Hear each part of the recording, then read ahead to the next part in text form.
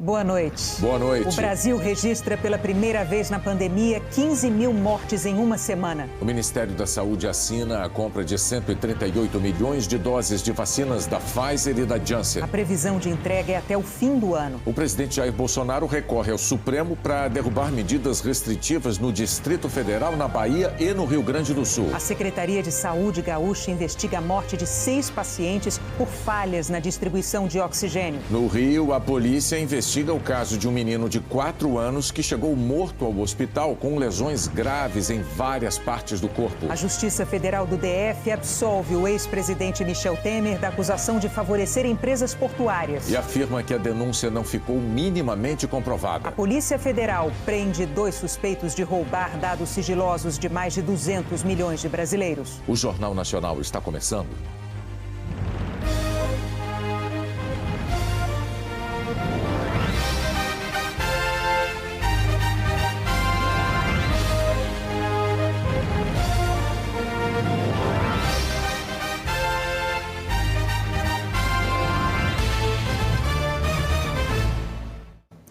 O Ministério da Saúde assinou os contratos de compra de 138 milhões de doses de vacina das farmacêuticas Pfizer e Johnson & Johnson. O contrato da Janssen, braço da Johnson & Johnson, foi assinado ontem. O da Pfizer, hoje. Um total de 138 milhões de doses a $10 cada. O Brasil vai pagar à Pfizer $1 bilhão. Os 100 milhões de doses serão entregues até o fim do 3º trimestre. 13 milhões e meio entre abril e junho e quase 86 milhões e meio de julho a setembro. A vacina da Pfizer já tem registro no Brasil. O contrato da Janssen é de 380 milhões de dólares por 38 milhões de doses, com entregas previstas entre outubro e dezembro deste ano. Até agora, a Janssen é a única vacina contra a Covid que requer só uma dose por pessoa. No Brasil, o imunizante ainda não tem autorização de uso emergencial nem registro. Para cumprir o prazo de entrega, o laboratório precisa do aval da Anvisa até o dia 30 de abril. A documentação já começou a ser entregue, mas ainda faltam informações essenciais. Ao anunciar a formalização da compra, o Ministério da Saúde divulgou que a Janssen entregaria as vacinas antes da data prevista no contrato.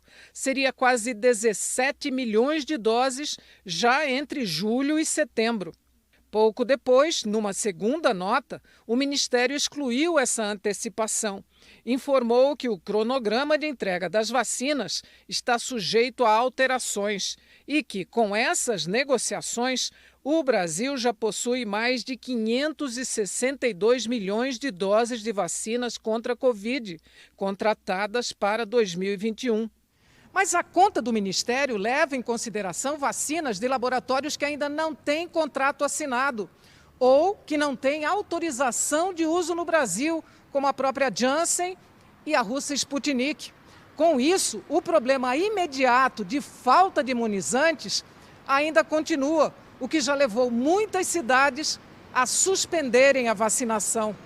Para tentar ampliar o estoque de vacinas, o presidente do Senado, Rodrigo Pacheco, do Democratas, enviou hoje um ofício à vice-presidente dos Estados Unidos, Kamala Harris. Pacheco lembrou o risco que o rápido avanço do vírus no Brasil representa para todo o hemisfério ocidental e dirigiu, em nome do Congresso Nacional, o pleito que permita a aquisição pelo governo brasileiro de doses de vacina estocadas nos Estados Unidos e ainda sem previsão de serem utilizadas localmente. Pacheco afirmou que esse compartilhamento de estoques daria impulso decisivo ao esforço de imunização dos 210 milhões de brasileiros. A Frente Nacional de Prefeitos alertou para a crise de falta de oxigênio em 78 cidades. Guaraciaba do Norte, no Ceará, por exemplo, calcula que o oxigênio deva acabar em 48 horas. A capital do Acre, Rio Branco, já está recorrendo a cidades vizinhas. O Ministério da Saúde declarou que todos os estados serão atendidos de acordo com a necessidade e que amanhã haverá uma reunião com o Ministério da Economia e representantes dos principais produtores nacionais de gases. Hoje, a Procuradoria-Geral da República cobrou informações do Ministério da Saúde sobre as providências para a regularização dos estoques do chamado kit intubação. Prefeituras, governos estaduais e autoridades médicas já comunicaram ao governo que, em vários estados, medicamentos fundamentais para pacientes intubados só duram mais 20 dias. A Secretaria de Saúde do Rio Grande do Sul está investigando a morte de 6 pacientes por falhas na distribuição de oxigênio.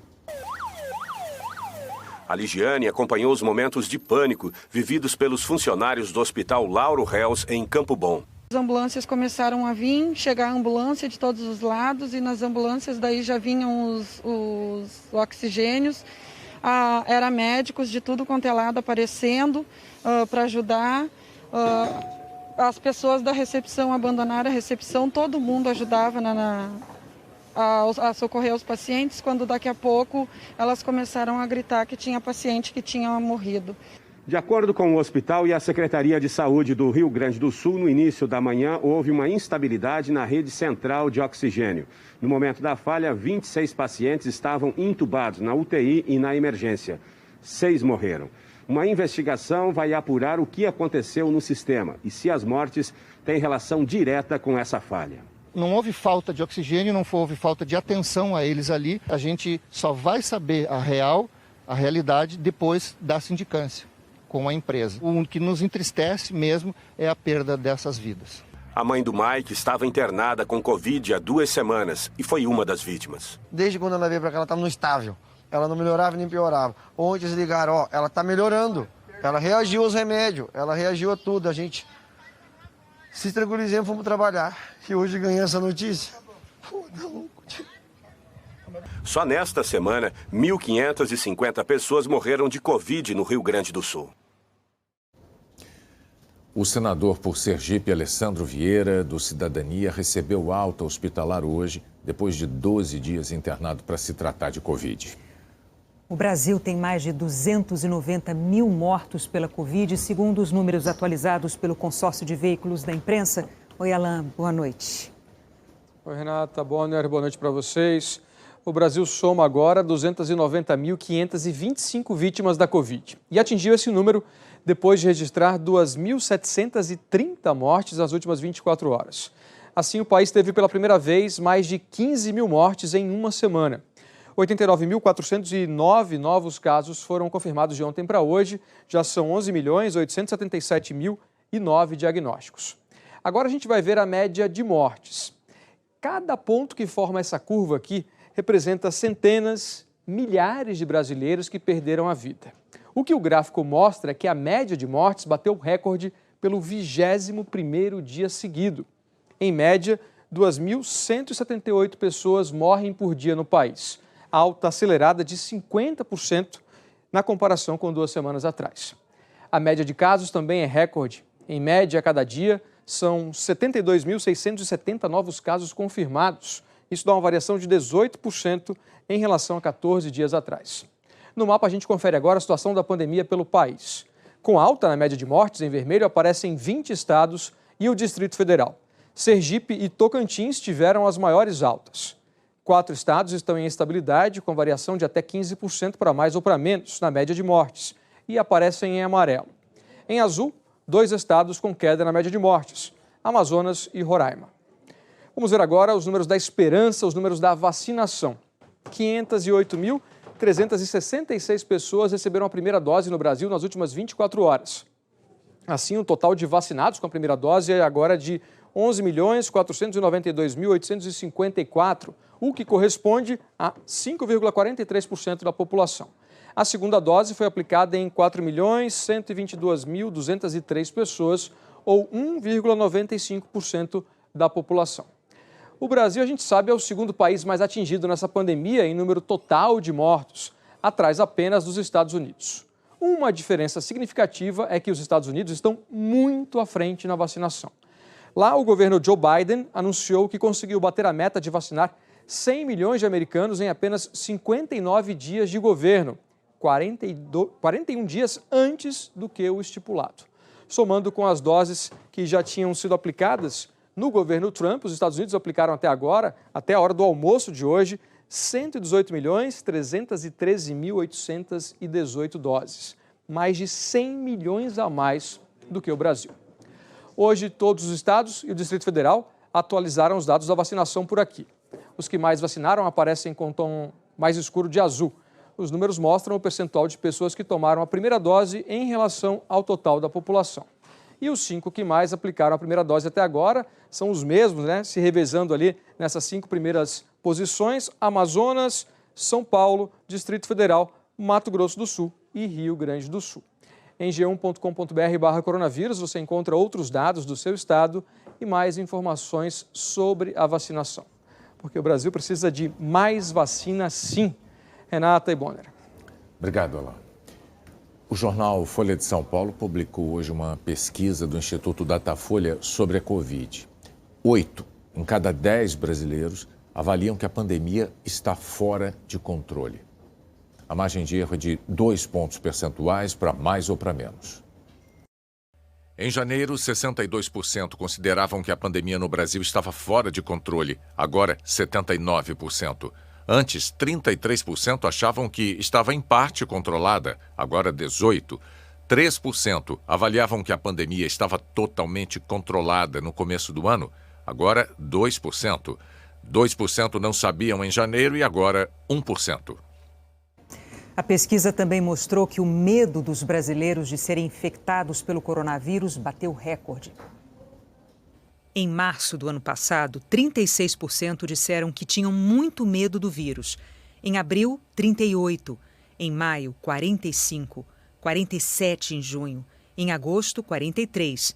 Em dezembro, 41%. Em janeiro, 44%. E agora, 55%. Na primeira pesquisa, 38% disseram que tinham um pouco de medo. Depois, 39%, 34%, 31%, 36%, 32%, 33% em janeiro e agora 27%.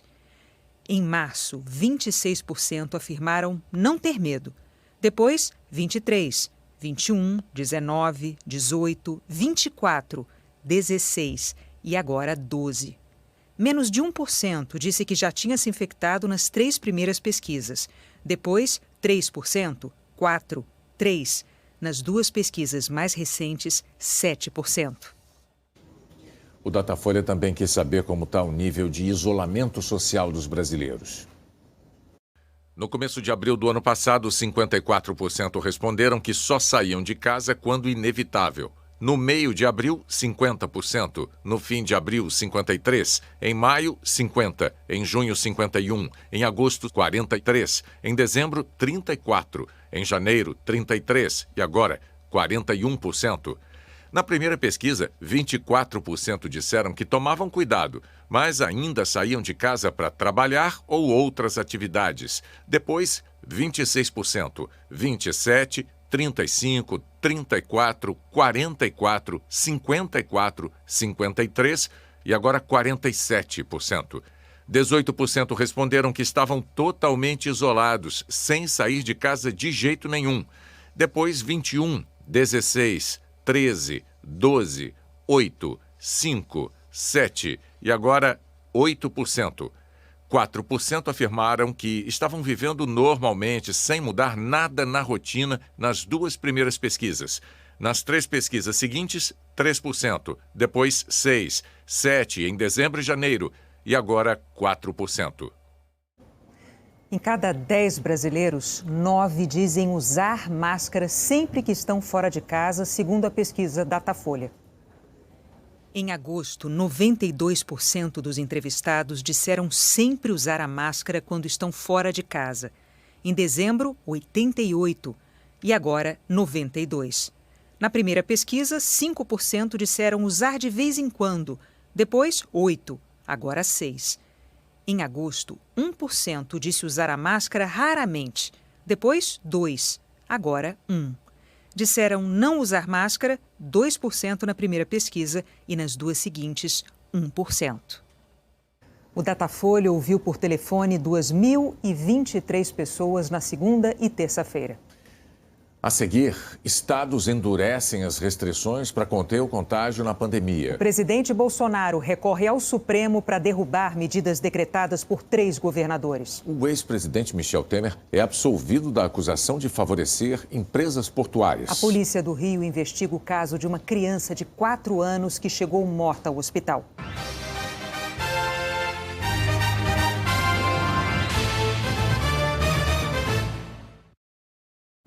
A Justiça Federal do Distrito Federal absolveu o ex-presidente Michel Temer e mais 5 pessoas da acusação de receber propina para favorecer empresas portuárias. Segundo a denúncia de corrupção, não ficou minimamente demonstrada. A sentença é do juiz Marcos Vinícius Reis Bastos, da 12ª Vara do Distrito Federal. Na decisão, o ex-presidente Michel Temer foi absolvido sumariamente no processo em que era acusado de favorecer empresas do setor portuário. Temer se tornou réu no inquérito dos portos em abril de 2019. Segundo a denúncia do Ministério Público Federal, a empresa Rodrimar pagou propina ao ex-presidente em troca da publicação de um decreto em 2017 que alterou as regras de concessão do setor de portos. Além de Temer, viraram réus e foram agora absolvidos Rodrigo Rocha Loures, ex-assessor da Presidência da República, o coronel João Batista Lima Filho, sócio da empresa Argeplan, o empresário Carlos Alberto Costa e executivos da empresa Rodrimar, o dono da empresa Antônio Celso Greco e o ex-executivo Ricardo Conrado Mesquita. O caso dos portos surgiu a partir de interceptações telefônicas que, segundo a acusação, indicariam que Rodrigo Rocha Loures, ex-assessor de Temer, defendeu interesses de empresas que atuavam no setor de portos. Essas escutas foram feitas depois que Loures foi flagrado correndo com uma mala de dinheiro em São Paulo. No áudio, Loures conversa com Gustavo Rocha, então chefe de assuntos jurídicos da Casa Civil, e defende mudanças no decreto que poderia beneficiar a empresa Rodrimar. Na decisão, o juiz inocenta Temer e os outros 5 réus, afirmando que não se apontou quais seriam as vantagens indevidas recebidas ou prometidas. Não se indicou como teria se dado esse ajuste entre os denunciados. Não se apontou uma única razão pela qual terceiros iriam despender valores em favor de agente público por um período indefinido de tempo. O juiz afirma ainda que a conduta imputada a Antônio Celso Greco e Ricardo Conrado Mesquita, corrupção ativa qualificada, consistente na promessa de vantagem indevida a Michel Temer para a edição do decreto, ato apontado como benéfico às empresas do grupo Rodrimar, não restou minimamente demonstrada. E que, além de não identificar as vantagens indevidas supostamente prometidas, a denúncia se esquece de apontar que o chamado Decreto dos Portos não alcançou as empresas do grupo Rodrimar. O magistrado decidiu, então, absolver sumariamente os réus, tendo em vista que os fatos narrados, evidentemente, não constituem crime. A cena protagonizada por Rocha Loures correndo com uma mala de dinheiro está sendo analisada em outro processo que ainda corre na Justiça Federal. Esse processo ficou parado no caso específico de Michel Temer até a conclusão do mandato dele na presidência, mas com o fim do foro foi enviado para a primeira instância e ainda está na fase de produção de provas. Os advogados de Rocha Loures, que chegou a ser preso, argumentaram que ele não sabia que havia dinheiro na mala e que muito menos o montante seria para ele, Rocha Loures. Uma outra ação sobre a suposta participação do ex-presidente Temer e aliados numa organização criminosa que teria atuado para desviar recursos da Petrobras e de outros órgãos públicos também espera sentença. A defesa de Temer nega as acusações. Em 2019, a Justiça Federal aqui do DF absolveu Temer da acusação de obstrução de justiça, que foi feita também na esteira da delação da JIF. A defesa de Michel Temer afirmou que a decisão fala por si e confirma tudo o que foi dito ao encerrar a resposta à acusação apresentada no processo e que, em nome do combate à corrupção, magistrados abandonaram a indispensável imparcialidade. A defesa de Rodrigo Rocha Loures disse que a decisão judicial demonstra claramente a absoluta ausência de comprovação de supostos ilícitos e que recebeu a decisão com serenidade. A defesa de Antônio Celso Greco e Ricardo Conrado Mesquita afirmou que a decisão reconhece que a denúncia apresentava fatos aleatórios e nenhuma prova de crime cometido pelos empresários. A defesa do coronel João Batista Lima Filho e de Carlos Alberto Costa afirmou que a absolvição faz justiça, especialmente pela consequência grave da devassa na vida dos clientes.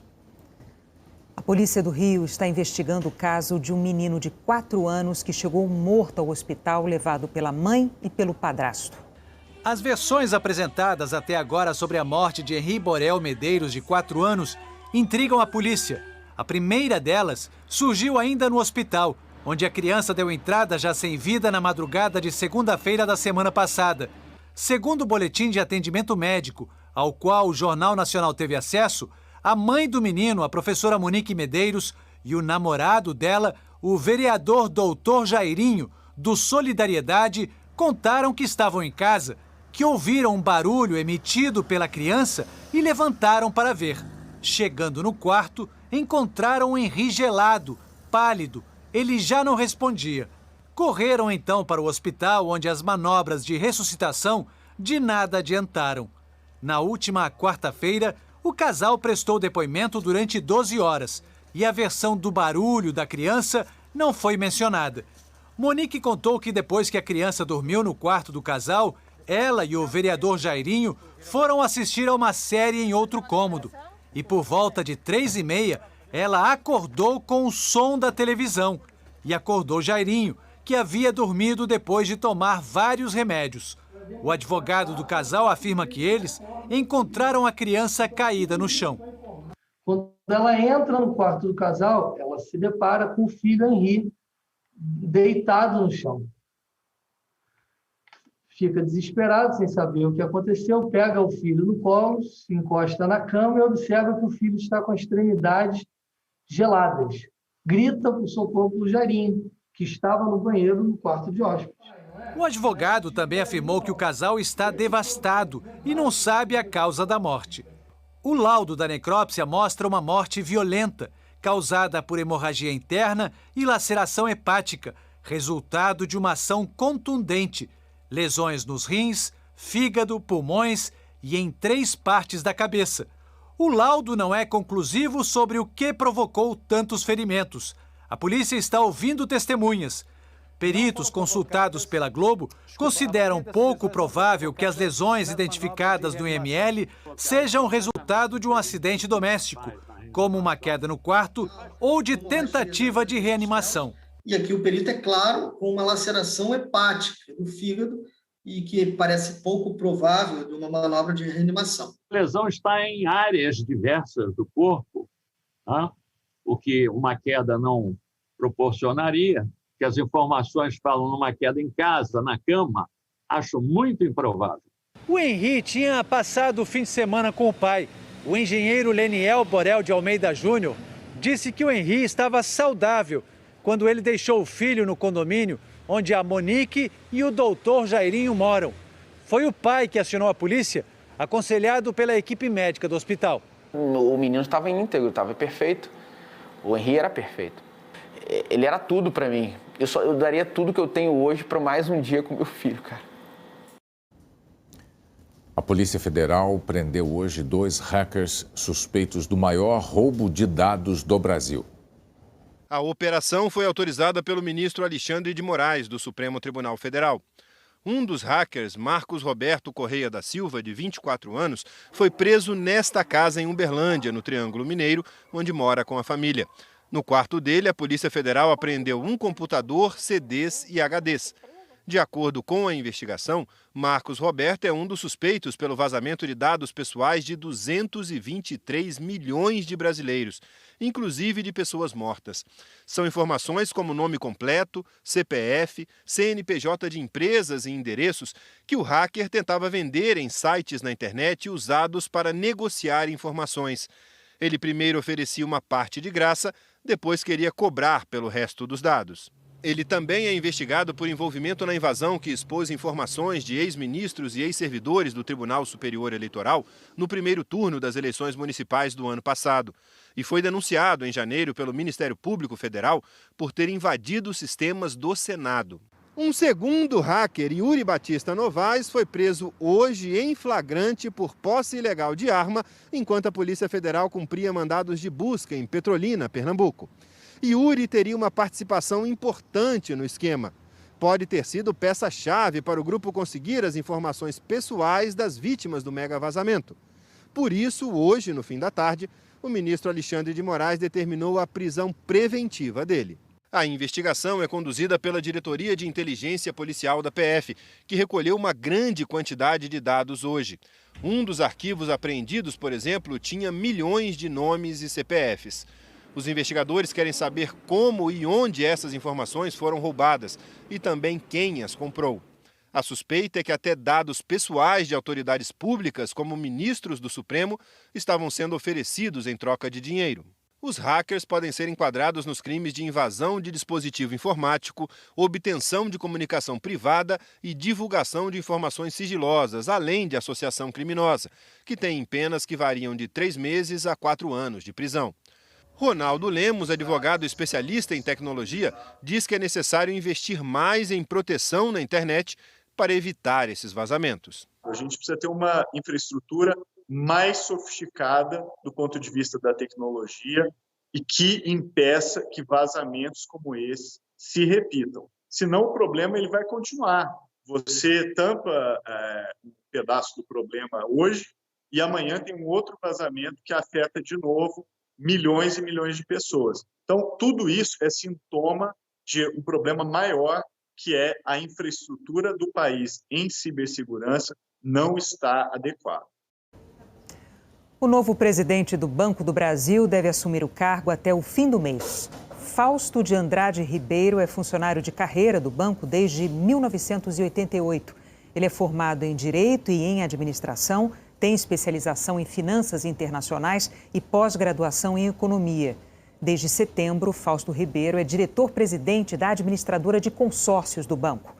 A nomeação vai ser encaminhada para aprovação de um comitê do Banco do Brasil depois que o presidente Bolsonaro publicar um decreto com a indicação. A Justiça do Rio suspendeu a investigação da Polícia Civil pedida pelo vereador Carlos Bolsonaro contra o influenciador digital Felipe Neto. O post, publicado no último dia 5 por Felipe Neto numa rede social, viralizou na internet. Ele se referiu ao presidente da República, Jair Bolsonaro, como genocida, por causa da postura do governo em relação à pandemia. 11 dias depois, o influenciador digital recebeu uma intimação do delegado da Polícia Civil, Pablo da Costa Sartori, titular da Delegacia de Repressão a Crimes de Informática, no Rio. A convocação era para prestar depoimento sobre o suposto crime de calúnia contra o presidente, com base na Lei de Segurança Nacional. A Polícia Civil do Rio confirmou que o pedido de investigação foi do vereador Carlos Bolsonaro, filho do presidente. Ontem, no fim do dia, a Justiça concedeu em caráter liminar um habeas corpus suspendendo a investigação por crime de segurança nacional. Na decisão, a juíza Gisele Guida de Faria afirma que a Polícia Civil não tem competência para investigar o caso, que deve ser atribuição da Polícia Federal. A juíza também diz que, de acordo com a própria Lei de Segurança Nacional, a apuração só poderia ter sido iniciada por requisição do Ministério Público, de autoridade militar responsável pela segurança interna ou do ministro da Justiça. Em vez disso, a solicitação de investigação partiu do filho do presidente Jair Bolsonaro. Em novembro do ano passado, Felipe Neto já havia sido alvo de uma investigação a pedido do Ministério da Justiça, por outro motivo. O mesmo delegado, Pablo Sartori, indiciou o influenciador digital por corrupção de menores, sob a alegação de que ele teria divulgado material impróprio para crianças em seu canal no YouTube. Em dezembro, Felipe Neto assinou um termo de ajustamento de conduta com o Ministério Público do Rio, o que pôs fim à investigação.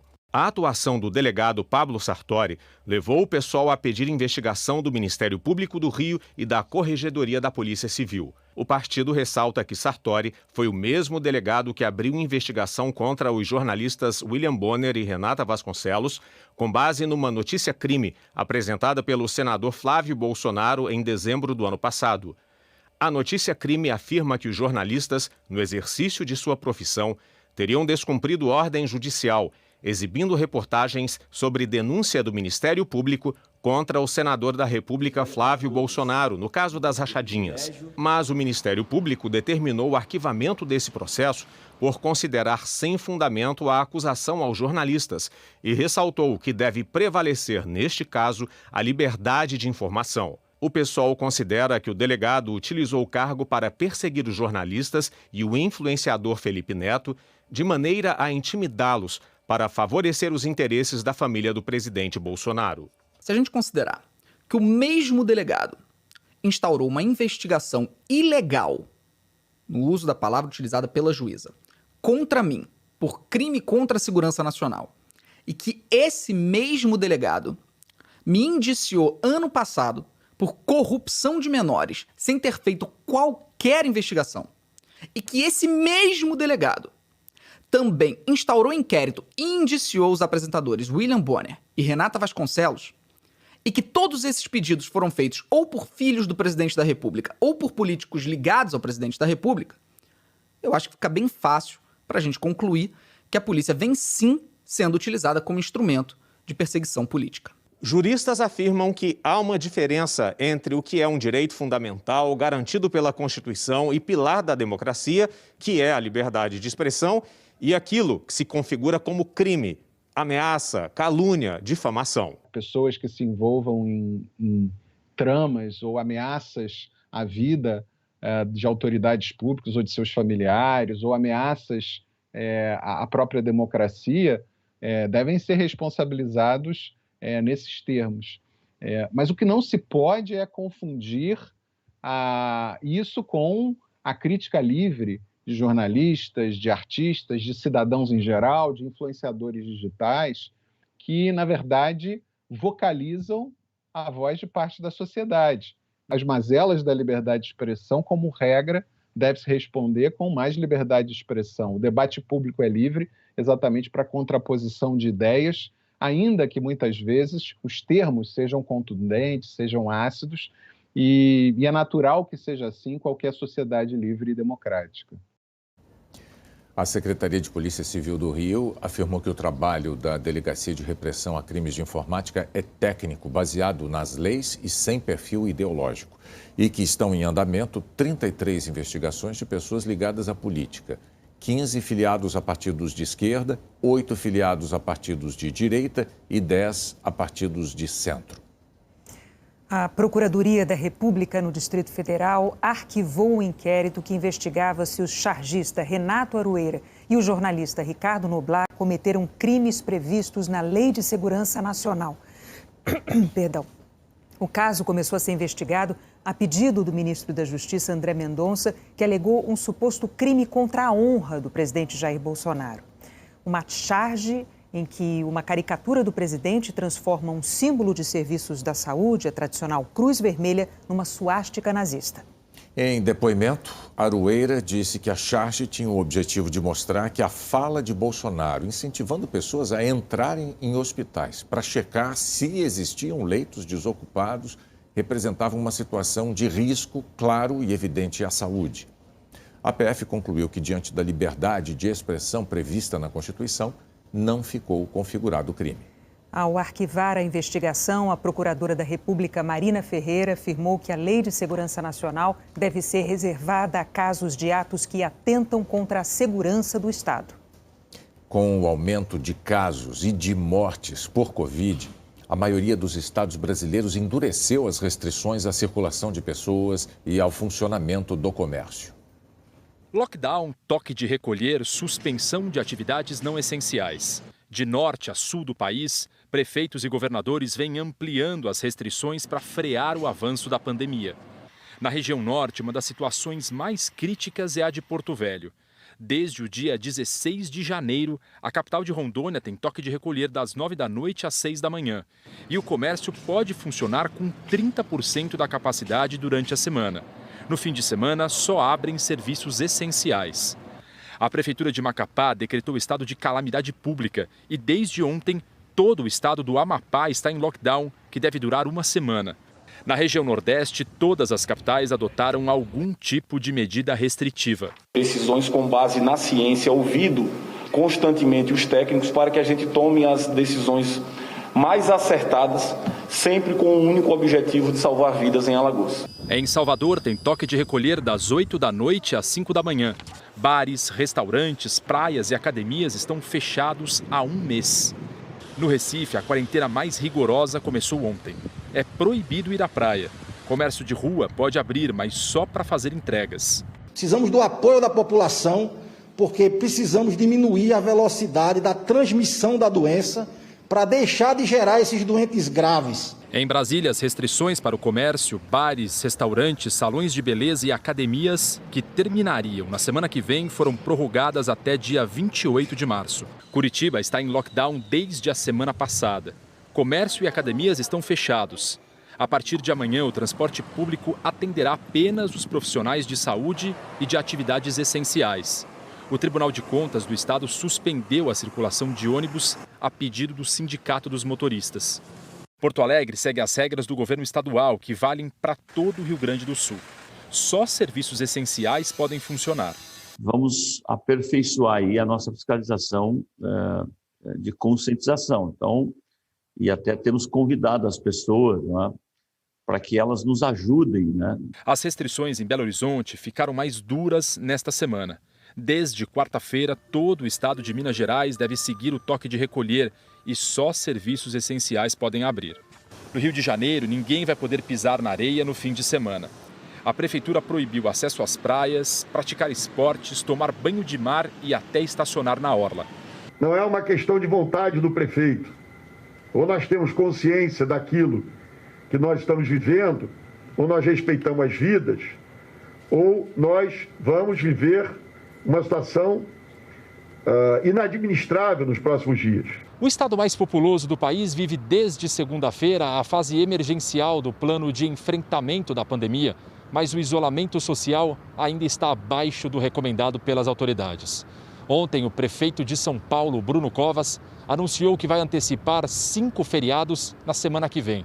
A decisão desagradou aliados políticos, como o governador do estado, João Dória, e prefeitos tucanos de cidades vizinhas e do litoral.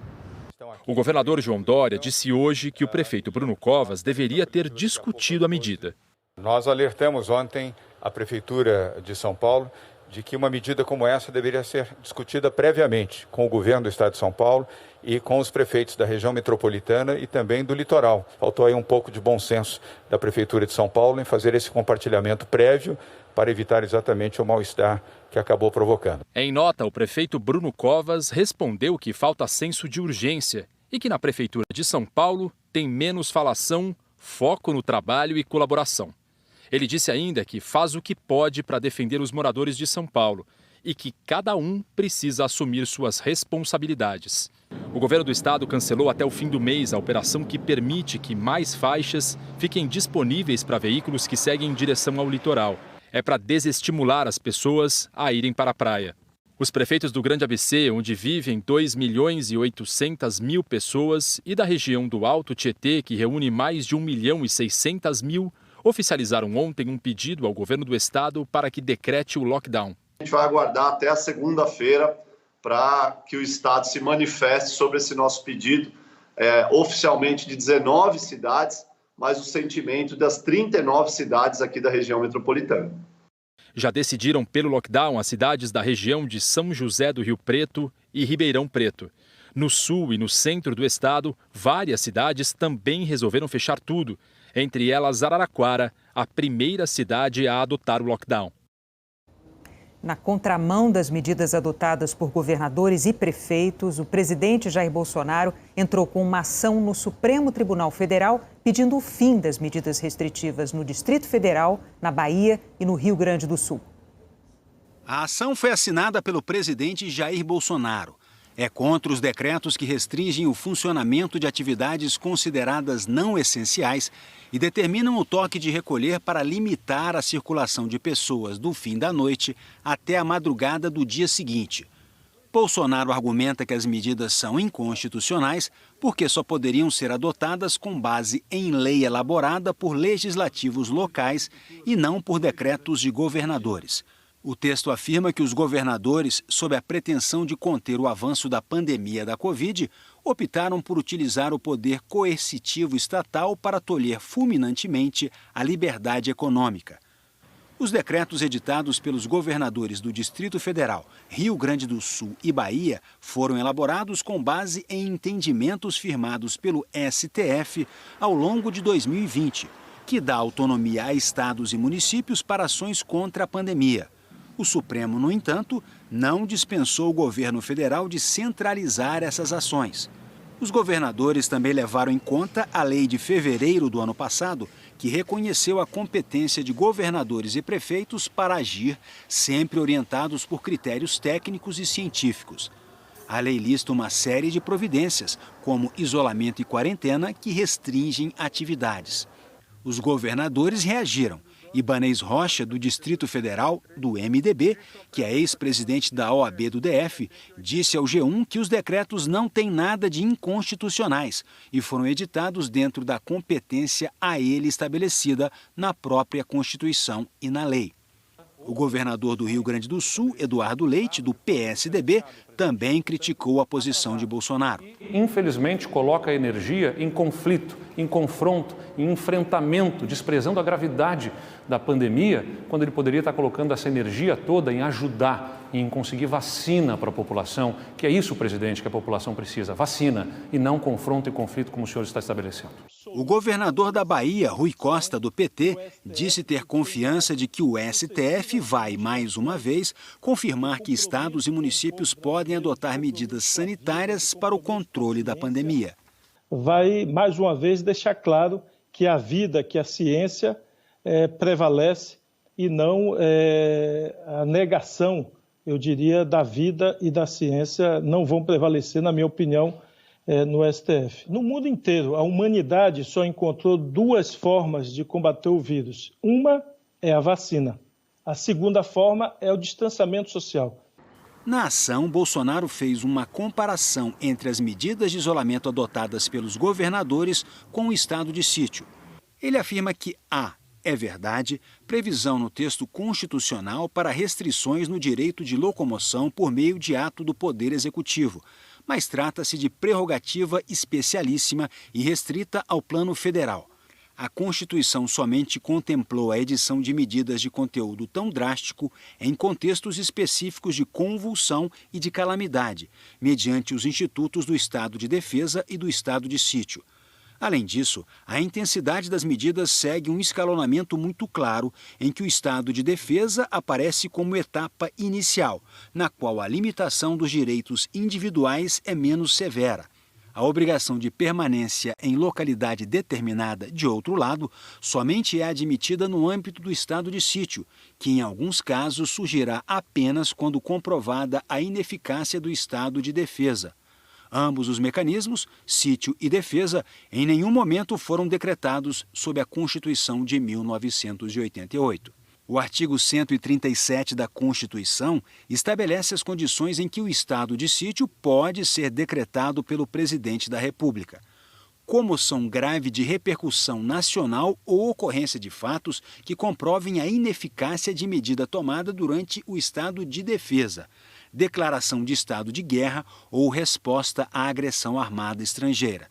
Mas antes, o presidente tem que consultar o Conselho da República e o Conselho de Defesa Nacional e precisa de autorização da maioria absoluta de deputados e senadores. O presidente do STF, Luiz Fux, ligou para o presidente Bolsonaro por causa da relação feita por ele dos decretos de governadores a um estado de sítio, como Andréa Sadi relatou no blog dela. Na ligação, Fux disse a Bolsonaro ter recebido informações desencontradas sobre declarações que mencionavam o estado de sítio. O presidente do STF contou que estava no Rio de Janeiro e que gostaria de saber se seria necessário voltar a Brasília. Bolsonaro negou a Fux que estivesse pensando em decretar estado de sítio e que apenas questionou no STF os decretos de governadores que estabeleceram medidas de restrição e que esperava uma resposta do tribunal. O presidente já havia citado estado de sítio em 11 de março, ao criticar o governador Ibanez Rocha sobre o toque de recolher no Distrito Federal.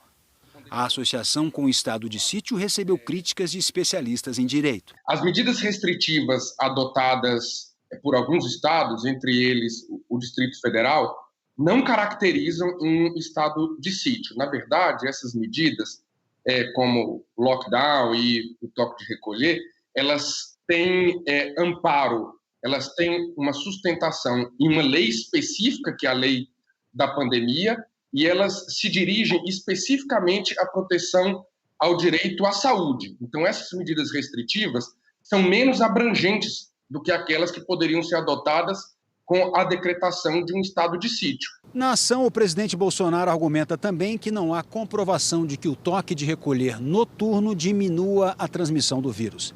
Especialistas rebateram o presidente com estudos científicos sobre os benefícios de ficar em casa quando possível. Esta medida chocou a todos nós da comunidade científica. Numa hora em que deveríamos estar todos unidos contra o inimigo comum, há esse questionamento judicial que, a nosso juízo, é descabido, mas, do ponto de vista científico, é absolutamente absurdo. Então, hoje, a medida concreta, imediata, com resultados, inclusive não tão imediatos, mas em 1 a 2 semanas, é a redução da circulação. Só assim poderemos reduzir a transmissão do vírus na comunidade. Um exemplo é o lockdown feito na Inglaterra. No dia 4 de janeiro, a média de mortes diárias era de 753. Na semana passada, o número caiu para 121. Nova York é mais um exemplo dos bons resultados do lockdown. No dia 16 de março do ano passado, quando 800 pessoas morriam por dia, escolas, bares e restaurantes fecharam. Em maio, as mortes caíram mais de 70%. Em junho, mais de 90%. Nós temos agora informações categóricas, científicas, de inúmeros países mundo afora, onde, quando o isolamento é feito corretamente, nas medidas aprovadas pela Organização Mundial da Saúde, a quebra da transmissão do vírus é garantida. Nós temos Nova Zelândia, Vietnã, Austrália, China, Portugal, Grécia, Inglaterra. São todos claros exemplos de que essas medidas têm que ser implementadas, particularmente como no momento que o Brasil vive hoje, que é o mais crítico da pandemia e o mais crítico no mundo nesse momento. A gente volta a seguir com a previsão do tempo.